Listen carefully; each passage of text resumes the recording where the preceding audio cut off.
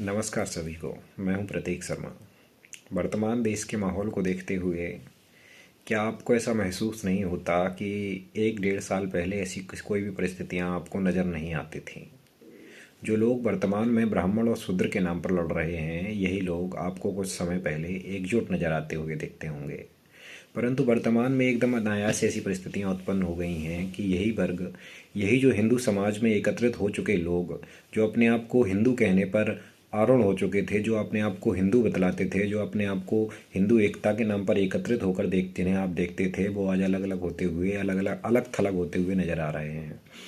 क्या ऐसी बात हुई है? क्या ऐसी विचारधाराएं हैं जिनके कारण ऐसा होना पाया गया है? मध्य प्रदेश की राजनीति में दो ऐसे व्यक्ति हैं जो इन कामों में अत्यधिक रुचि ले रहे हैं और इन कामों का जिम्मेदार उन्हें माना जा सकता है। एक दलित समाज के नेता हैं जो दलितों को भड़काते हैं उनकी जाति के नाम पर, जो दलितों को भड़काते हैं कि फला फला व्यक्ति ने उनका शोषण किया है, फला फला व्यक्ति ऐसा करना चाहता है। वह केवल अपनी राजनीति पुष्ट करने के लिए ऐसा करते हैं। और वहीं दूसरे समाज के एक व्यक्ति भी हैं जो अपने समाज के व्यक्तियों को बरगला देते हैं कि आपको ऐसे ऐसे भड़काया गया है, आपको ऐसे ऐसे दबाया गया है। इस तरीके से वो राजनीतिक माहौल बिगाड़ने का काम करते हैं। मुझे यह समझ नहीं आता कि यदि मान लीजिए कोई भी ब्राह्मण व्यक्ति नेता बनकर के इस देश पर कब्जा कर लेता है, तो क्या ब्राह्मणों के अकेले रह जाने से देश में क्या कोई अनैतिकता या असामंजस्य पैदा नहीं होगा? या कोई भी दलित नेता या कोई भी शूद्र नेता जिस देश में विजय प्राप्त कर करके इस देश पर कब्जा कर लेता है, तो क्या उसके बाद कोई समस्या उत्पन्न नहीं होती होंगी? तो क्या ब्राह्मणों का अकेले जीत जाना या शूद्रों का अकेले जीत जाना, दलितों का अकेले जीत जाना किसी भी समानता की या इस देश के विकसित होने की निशानी बन सकती है? यदि इस देश में सभी समान हो जाएंगे, जिस दिन ये देश समानता का जश्न मना रहा होगा, मान लीजिए सभी उस दिन समान हो जाएं, कोई भी जाति धर्म कोई भी भेदभाव ना रहे, तो क्या लगता है आपको सभी समस्याएं समाप्त हो जाएंगी? समानता आ जाने से देश की समस्याएं समाप्त नहीं हो जाएंगी। जिस रात ये देश समानता का जश्न मनाएगा, उसी के दूसरे दिन आपको लोग अमीरी गरीबी के नाम पर लड़ते हुए नजर आएंगे। उसी के दूसरे दिन आपको लोग छोटे बड़े के नाम पर लड़ते हुए नजर आएंगे। उसी के दूसरे दिन लोग आपको काले गोरे के नाम पर लड़ते हुए नजर आएंगे। तो समस्या ये नहीं है कि असमानता है, समस्या बहुत बड़ी है, बहुत विकराल है, और हम छोटे छोटे मुद्दों पर लड़ रहे हैं। केवल समानता ला देना या किसी का आधिपत्य स्थापित कर देना इस बात की पुष्टि नहीं करता है कि आपका जीवन सुखमय हो जाएगा या आपका किसी भी प्रकार से कोई समस्या नहीं होगी आपके जीवन में। तो ऐसा कह देना बहुत ही अनुचित लग सकता है।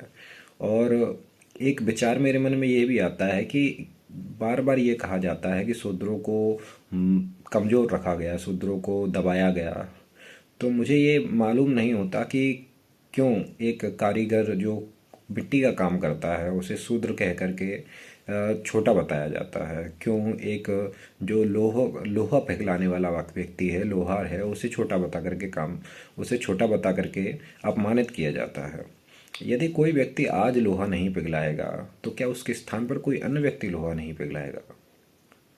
कोई तो वो काम करेगा ही। यदि आप ये काम नहीं करेंगे तो कोई तो वो काम करेगा ही। तो शूद्र यदि आज मान लीजिए बढ़कर के ब्राह्मण बन जाता है, तो ब्राह्मण वहां से वापस आकर के शूद्र बनेगा। ये सर्कल तो घूमेगा ही, कोई ना कहीं वो काम तो करेगा ही। यदि आप नहीं करेंगे तो दूसरा कोई व्यक्ति करेगा। मान लीजिए आज शूद्र इस देश पर आधिपत्य कर लें और अपना आधिपत्य बिठा लें, तो उनके नीचे भी कोई तो काम करेगा ही। जैसे एक फैक्ट्री होती है, उसमें कुछ छोटे कर्मचारी होते हैं और फिर उससे कुछ बड़े कर्मचारी होते हैं, फिर मैनेजर होते हैं, फिर सीईओ होते हैं, फिर जो मालिक होता है कंपनी का, तो लेवल तो एक होता ही है। हायरार्की तो होगी ही, कहीं ना कहीं किसी ना किसी तरीके से हायरार्की तो बनानी ही पड़ेगी, नहीं तो ये व्यवस्थाएं ही नहीं चल पाएंगी। तो कोई छोटा और कोई बड़ा कहीं ना कहीं तो होगा ही। ऐसा तो असंभव है कि कोई छोटा ना हो कोई बड़ा ना हो। तो ये बहुत ही आम बात है, पर लोगों को पता नहीं, ये क्यों समझ में नहीं आती है कि छोटा बड़ा होना, असमानता होना इस सृष्टि का नियम है। दिन है तो रात भी होना तय है, काला है तो गोरा होगा, छोटा है तो बड़ा भी होगा, ऊंचा है तो नीचा भी होगा। यदि आप समानता ला भी देंगे, कोई भी एक वर्ग इस देश में अपनी विजय प्राप्त करके आधिपत्य स्थापित कर ले, मान लीजिए शूद्रों को 85% आरक्षण दे दिया जाए और शूद्र बढ़ जाए, दलित बढ़ जाए, तो क्या उनके नीचे काम करने वाला कोई व्यक्ति नहीं होगा? जो मान लीजिए यदि कोई भी व्यक्ति जो जाति से मान लीजिए दलित है और वो है बढ़ गया है, उसकी मान लीजिए 85% आबादी इस देश में अमीर हो गई है, उन लोगों को शिक्षित हो गए हैं, तो क्या उनके नीचे काम करने वाला व्यक्ति, उनके घर में जो काम करने वाला व्यक्ति होगा, वो भी तो किसी जाति का होगा ही। वहाँ तो कोई ना कोई तो काम करेगा ही भाई, खाना तो सभी खाएंगे। दीवार में टंगे हुए फोटो फोटो फ्रेम की आवश्यकता तो सभी को पड़ेगी। काम जो लोहे का हो रहा है, कोई ना कोई तो खिलौने बेचेगा ही, कोई ना कोई तो टिक्की की ठेले लगाएगा ही, कोई ना कोई तो शॉप खोलेगा ही, कोई ना कोई तो दुकान खोलेगा ही। तो जब 85% मान लीजिए शूद्र यदि इस देश में अमीर हो जाएंगे, पढ़े लिखे हो जाएंगे, तो उनके नीचे भी कोई तो कोई काम तो करेगा ही। तो केवल आप ये कह सकते हैं कि आपका जो सोचने का स्तर है वो तो वही रहेगा, केवल परिवर्तन हो जाएगा, चरित्र बदल जाएंगे, आकार बदल जाएंगे, रूप बदल जाएंगे। तो ब्राह्मण दलित भी हो सकता है और दलित ब्राह्मण भी हो सकता है, इसका होना कोई बड़ी बात नहीं है। असमानताएं होनी तय हैं जीवन में। तो ये यदि सोचकर कोई बैठा है कि ब्राह्मण यदि इस देश पर राज कर लेंगे तो कोई समस्या नहीं होगी, या शूद्र इस देश पर राज कर लेंगे तो कोई समस्या नहीं होगी, तो यह बहुत ही हास्यास्पद और मूर्खतापूर्ण बात है। क्योंकि समस्याओं का होना तय है। इस प्रकृति में यदि समस्याएं नहीं होंगी, इस दुनिया में यदि समस्याएं नहीं होंगी, तो सब कुछ परफेक्ट हो जाएगा। फिर आदमी काम ही क्यों करेगा? आदमी के पास कोई इंटरटेनमेंट ही नहीं होगा। तो इस प्रकृति को बनाया ही इस तरीके से गया है कि इसमें समानताएं होंगी। दिन है तो रात जरूर होगा, छोटा है तो बड़ा भी होगा, कोई काला है तो कोई गोरा भी होगा। तो इस तरीके से यदि कोई सोचना चाह रहा है कि ब्राह्मण आधिपत्य कर लेंगे तो सब ठीक हो जाएगा, तो ये भी बहुत हास्यास्पद है। या शूद्र ये सोचना चाहते हैं कि उनका आधिपत्य हो जाए, तो ये भी बहुत हास्यास्पद है। तो सोच का अंतर सदैव रहेगा। आप यदि ये सोच रहे हैं कि किसी एक के आधिपत्य हो जाने के पश्चात कोई बुराई या कोई असमानता नहीं रहेगी, तो ये बहुत ही हास्यास्पद है। और इसके बारे में विचार करना आपकी जिम्मेदारी है कि आपको किन मुद्दों पर लड़ना है, लड़ना भी है कि नहीं, क्या ये मुद्दे लड़ने लायक भी हैं कि नहीं। इस देश क्या, हम इस बात पर नहीं लड़ सकते कि इस देश में विकास किस स्तर पर हो रहा है, हमारे पास सड़कें हैं कि नहीं, हमारे पास शुद्ध पानी है कि नहीं, हमारा वातावरण प्रदूषित हो रहा है तो उसको साफ करना क्या किसकी जिम्मेदारी है। यदि हमारी नदियाँ गंदी हो रही हैं तो उसको साफ करने की किसकी जिम्मेदारी है। हमें प्लास्टिक पे यूज़ पर बैन लगाना चाहिए कि नहीं, हमें कानून व्यवस्था सुदृढ़ करनी चाहिए कि नहीं, हमें महिलाओं को बराबर के अधिकार देने चाहिए कि नहीं, हमें जो स्पेशली एबल्ड पीपल हैं उन्हें अधिकार देना चाहिए कि नहीं। तो लड़ाई के बहुत सारे मुद्दे हैं। आप किन मुद्दों पर लड़ रहे हैं? कि आपके महापुरुष महान है कि हमारे महापुरुष महान है, आपकी जाति महान है कि हमारी जाति महान है। इन मुद्दों पर ना लड़ करके, क्योंकि ये तो राजनीति है, राजनीति और राजनेता आपको हमेशा इन मुद्दों में उलझाए रहेंगे और इन्हीं मुद्दों पर लड़ाते रहेंगे। पर इस देश की जनता को, इस देश के पढ़े लिखे वर्ग को, इस देश के विचारशील वर्ग को इस बात पर विचार करना होगा कि आपको किन मुद्दों पर लड़ना है। आपको कैसा देश चाहिए? आपको विकसित देश चाहिए या ऐसा देश चाहिए जहाँ केवल महापुरुषों की तस्वीरें टंगी हों और लोग उन्हें पूज रहे हों? आज आप जिसे महापुरुष बनाएंगे, कल वो भगवान बन जाएगा, स्पष्ट है। उसके पश्चात ये भगवान निर्मित होते जाएंगे। तो जो लोग भगवान के अस्तित्व को नहीं मानते वो भी भगवान बना रहे हैं। तो ऐसे द्वंद्व आपको बहुत सारे होते हुए नजर आएंगे।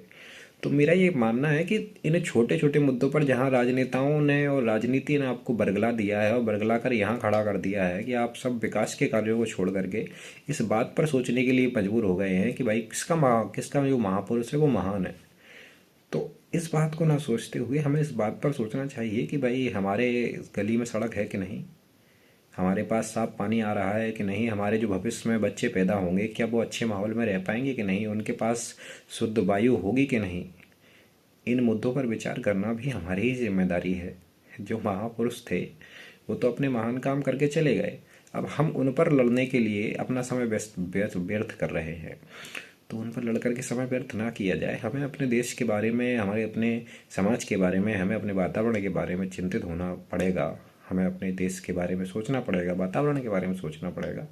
तभी शायद हम एक अच्छे समाज का निर्माण कर पाएंगे। और शूद्र ब्राह्मण हो सकता है, ब्राह्मण शूद्र भी हो सकता है। जहाज में कील ठोकने वाले का काम और जहाज को चलाने वाले का काम अलग अलग होता है और ये होता रहेगा। कोई भी इसको सेम नहीं कर पाएगा। कील ठोकने वाला कहे कि मुझे जहाज चलाने दो, तो जहाज चलाने वाले की योग्यता अलग होगी और कील ठोकने वाले की योग्यता अलग होगी। तो कोई समान नहीं होगा, असमानता सदैव बनी रहेगी। कोई छोटा होगा तो कोई बड़ा होगा, कोई अमीर होगा तो कोई गरीब होगा। तो ये तो चलना ही है। इसे समाप्त आप करके कुछ पा भी नहीं लेंगे दुनिया में। तो ये, यदि दुनिया में सोचना ही है, कुछ अच्छा करना ही है, तो इस बारे में सोचा जाए कि देश कैसे विकसित होगा, हमारा वातावरण कैसे शुद्ध होगा, हमारी आने वाली पीढ़ियां हैं वो इस धरातल पर, इस पृथ्वी पर, इस भूमंडल पर निवास कर भी पाएंगे कि नहीं, हमें उसके उनके वातावरण के बारे में सोचना होगा। तो इन मुद्दों पर विचार करेंगे हम, तो शायद हमारे लिए कुछ अच्छा हो जाएगा। बाकी पड़े तो हम हैं ही इन विविधाओं में। जो राजनेता हमें चला रहे हैं वो अपनी राजनीति पुष्ट करने के लिए हमें ऐसे मुद्दों पर विचार करने के लिए विवश कर देते हैं, और हम भी इतने बेवकूफ़ हैं कि हम इन मुद्दों पर विचार करने लगते हैं, इन मुद्दों में पड़ जाते हैं, इन लोग राजनेताओं के और राजनीति के चक्कर में पड़ जाते हैं। तो हमें इस किस बारे में विचार करना है, ये आप स्वयं मनन कीजिए, आप चिंतन कीजिए कि आप जिस बारे में विचार कर रहे हैं वो है अधिक उचित है, या कोई और अच्छा मुद्दा हो सकता है विचार करने के लिए और लड़ने के लिए। धन्यवाद।